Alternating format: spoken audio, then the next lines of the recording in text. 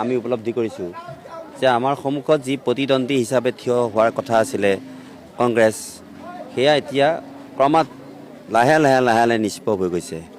কাৰণ কংগ্ৰেছৰ সৰহভাগ সেনাপতি, আনকি পালি সেনাপতিসকলো আমাৰ লগত আহিছে। প্ৰতিদিনে মই মন কৰিছোঁ যে তেওঁলোকৰ মানুহ 3জন 5জন 100জনতকৈ আমাৰ যি শিবিৰ, সেই শিবিৰত আহি ভিৰ কৰিছে আৰু তেখেতসকলে ভাৰতীয় জনতা পাৰ্টীত যোগদান কৰিছে।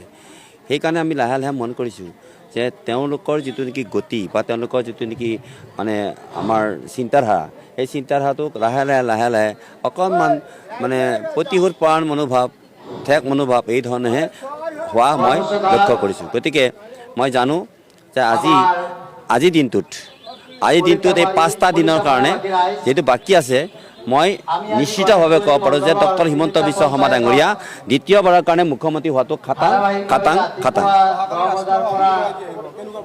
কালি প্ৰস্তুতি আমাৰ সকলো সম্পন্ন হৈছে।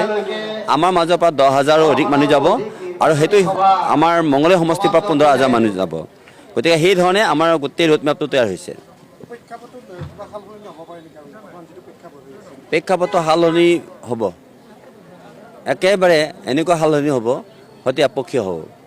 সেই একপক্ষীয় হোৱাৰ বাবেই গৈ আছে ভাৰতীয় জনতা পাৰ্টি। বলো ভাৰত মাতা কি।